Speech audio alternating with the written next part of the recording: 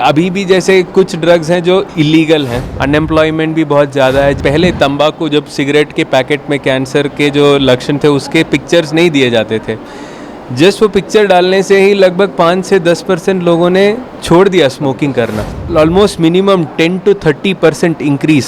एक लत लग जाती है उनको, उसके लिए उनको सहारा चाहिए होता है किसी तरह का। नाजरीन, जैसा कि हम सब जानते हैं कि आज इंटरनेशनल एंटी ड्रग्स डे है, 26 जून का दिन है। तो इसी मौके से, इसी तवस्सुत से बेंगलोर के अंदर एक जो ड्रग्स के अगेंस्ट जो चीज़ें होनी चाहिए, जो प्रोपेगेशन होनी चाहिए, जो अवेयरनेस क्रिएट की जानी चाहिए, उसके ताल्लुक से जो है एक प्रोग्राम किया जा रहा है। उस प्रोग्राम के डायरेक्टिव हेड हैं आनंद सुभाष जी। हम उनका वक्त मिला है हमसे बात करने का। हम उनसे सबसे पहले बहुत बहुत स्वागत है आपका हमसे बात करने के लिए। और सबसे पहले जानना चाहेंगे कि क्या आइडिया है इस प्रोग्राम के पीछे। देखिए, ये जो कॉन्सेप्ट था ये यूनाइटेड नेशंस ने 26 जून का 1980s के दौरान शुरू किया था। इसका मकसद ये था कि जो बढ़ रही जो ड्रग का अब्यूज़ का जो प्रॉब्लम था उसको सॉल्व करने के लिए, ताकि सारे देश एकजुट होकर इस पे कुछ एक्ट किया जा सके।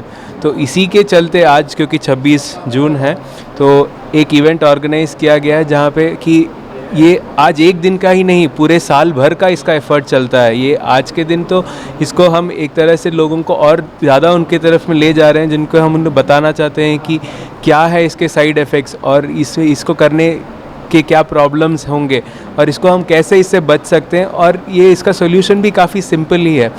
जहाँ तक हमने देखा है, जो सारे जो ड्रग्स हैं, इसका कुछ कारण से एक है उसमें कि पॉवर्टी एक अहम कारण है। अनएम्प्लॉयमेंट भी बहुत ज़्यादा है, जिसमें हमने देखा है कि तो इन जैसे प्रॉब्लम्स को यदि हम सॉल्व कर सकेंगे तो शायद इस पे भी हम कुछ कंट्रोल कर पाएंगे। बहुत शुक्रिया। एक और चीज़ जानना चाहेंगे कि चूँकि आपका ताल्लुक मेडिकल फील्ड से है, तो नॉर्मली अभी जो इन्वायरमेंट है, जो कंडीशन है बेंगलोर की या पूरे रियासत की या पूरे मुल्क की, आपको ये ड्रग्स अब्यूज़ का जो मामला है कितना सिवियर दिखता है, कितना डेंजर दिखता है आपको? एक्चुअली हर साल WHO, एक यूनाइटेड नेशंस, एक वर्ल्ड ड्रग रिपोर्ट रिलीज़ करता है, तो जिसके इसमें हर देश का वो लोग स्टैटिस्टिक्स देते हैं कि कैसे ड्रग अब्यूज़ बढ़ रहा है हर देश में। तो हमारे देश में जो उन्होंने प्रोजेक्शन दिए 2030 तक, एक almost minimum 10 to 30% increase in use देख रहे हैं। और ये ज़्यादा हम उनमें देख रहे हैं यूथ में, क्योंकि उनको अभी सारी चीज़ें एक्सेसिबल हैं।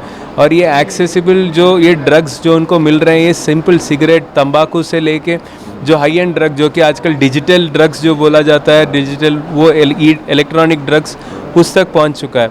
और ये सब बहुत इजीली आजकल अवेलेबल है, क्योंकि सोशल मीडिया में डार्क वेब है यहाँ पे। तो this is a problem and ये तेज़ी से बढ़ रहा है। जैसे हम मोर एंड मोर डिजिटाइज होते जा रहे हैं और इससे प्रॉब्लम बढ़ रहा है। तो ये ऐसे इवेंट्स करने का बहुत इम्पोर्टेंस है हमारे देश में, ताकि हम इस पे कंट्रोल ला सकें। एक और चीज़ जो बहुत अहम है मेरे ख़्याल से, कि चूँकि आपका काम है कि जो ड्रग्स अब्यूज़ है उसको रोका जाए, उसके ख़िलाफ़ जो कम्युनिटी में अवेयरनेस क्रिएट की जाए, तो गवर्नमेंट का और गवर्नमेंट बॉडी का कितना सपोर्ट है आपके इस मिशन में? एक्चुअली गवर्नमेंट के जो एजेंसीज़ हैं वो काफ़ी सख्त इस पे एक्ट कर रहे हैं, बट क्या होता है द ट्रेसेबिलिटी पार्ट, क्योंकि ये छोटे छोटे जगहों पे मिस हो जाता है। क्योंकि एक जो है कि गवर्नमेंट सारे तरफ से सपोर्ट कर रही है, बट हर चीज़ के लिए गवर्नमेंट आ नहीं सकती, उसमें पब्लिक का भी उतना ही, ये जैसे मैं एक डॉक्टर ने यहाँ पे पब्लिक के इसमें बोल रहा हूँ कि हर किसी का रिस्पॉन्सिबिलिटी है कि जो रोल है इस पे। तो ये हम एक मिल के ही इसको सॉल्व कर सकते हैं। ये बस गवर्नमेंट के रूल्स और रेगुलेशंस के इम्प्लीमेंटेशन के से नहीं होगा, ये हमारे अंदर से भी ये कॉन्सेप्ट आना चाहिए कि हाँ, हमें इसको प्रिवेंट करना है, इसको अवॉइड करना है। अच्छा, एक आखिरी सवाल ये जानना चाहेंगे कि इस तरह के जो प्रोग्राम आप लोग ऑर्गेनाइज़ कर रहे हैं, इससे पास्ट में कितना फ़ायदा हुआ है और फ्यूचर में इसका क्या बेनिफिशियरी एंगल देखते हैं? देखिए, जब एक एग्जाम्पल के हिसाब से जब हमने देखा था कि पहले तंबाकू, जब सिगरेट के पैकेट में कैंसर के जो लक्षण थे उसके पिक्चर्स नहीं दिए जाते थे, जस्ट वो पिक्चर डालने से ही लगभग 5 से 10% लोगों ने छोड़ दिया स्मोकिंग करना। तो ये जस्ट एक एग्जाम्पल है। जैसे हम जब ऐसे कैंपेन्स करते हैं, इससे क्या होता है, हम एक आदमी को इंडिविजुअली नहीं रीच आउट कर रहे हैं, हम मासेस को रीच आउट कर रहे हैं। जैसे पे 100-200 लोगों से ज़्यादा लोग हैं यहाँ पे, हर किसी के मन में ये बात बैठ जाती है, तो वो किसी और को वो जो मेरा काम है वो कोई वो भी कर सकते हैं। तो सारे लोग, तो ये मास इफेक्ट है और इसका इफेक्ट लॉन्ग टाइम पे हमें बेटर मिलेगा। ओके, सॉरी, एक और आखिरी सवाल आपसे जानना चाहूँगा। चूँकि आज के प्रोग्राम में मैंने देखा है कि मोस्टली जो स्पीकर्स हैं वो पार्टिकुलरली मुस्लिम कम्युनिटी से आ रहे हैं, तो एक तो ये है कि आपका खुद का तजर्बा, एक्सपीरियंस क्या रहा है मुस्लिम कम्युनिटी में ड्रग्स अब्यूज़ को लेकर के, और दूसरी चीज़ कि इनके जो इंटेलेक्चुअल्स हैं, इनके जो स्कॉलर्स हैं, उनका कितना सपोर्ट रहा है आपको? देखिए, जहाँ तक मेरा मानना है, ये मज़हब देख के नहीं चलता। ये जो ड्रग्स का प्रॉब्लम है, ये हर मज़हब में है। अलग अलग तरीके के, अलग अलग, जैसे तंबाकू से शुरू होता है, तंबाकू है, शराब नहीं पीते हैं, जैसे बट दूसरे कम्युनिटीज़ में उसकी ज़्यादा यूज़ होता है। तो सब तरह से इसका ये बेसिकली ये मज़हब देख के नहीं चलता है।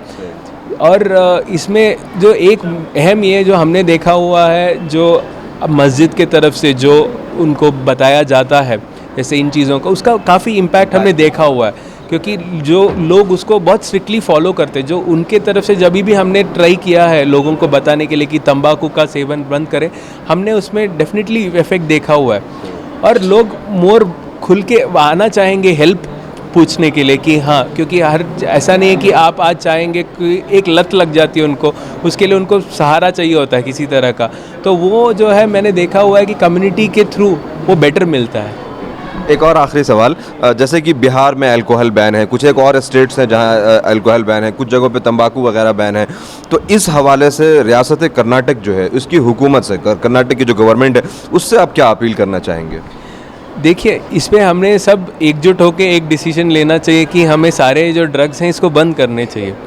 इसको अभी भी जैसे कुछ ड्रग्स हैं जो इलीगल हैं, कुछ हैं जो इसमें जो टॉप 10 ड्रग्स में शराब है और टोबैको है, इसको कभी हमने इलीगल नहीं माना गया। इसका सेवन कुछ जगहों पे जो हमने रद्द किया हुआ, उसको शायद थोड़ा और स्ट्रांगली हम इम्प्लीमेंट कर सकते हैं। But I think mainly awareness create करना चाहिए, क्योंकि आई थिंक ये जो प्रॉब्लम है ये इंडिविजुअली स्टार्ट होता है। ये यदि हम अपने तरफ से इसको सॉल्व नहीं कर पाएंगे तो मेरे हिसाब से कोई भी गवर्नमेंट इसको सॉल्व नहीं कर पाएगी। ओके, बहुत शुक्रिया आपका। तो हमारे साथ आनंद भाई थे जो बता रहे थे कि इस प्रोग्राम का मकसद क्या है और वो क्या, किस तरह से कम्युनिटी में चीज़ों को अवेयर करना चाह रहे हैं, और ये प्रॉब्लम जो है ये अपने आप में कितना बड़ा थ्रेट है कम्युनिटी के लिए, उस चीज़ों के ऊपर गुफ्तगू कर रहे थे। बहुत शुक्रिया आपका, थैंक यू।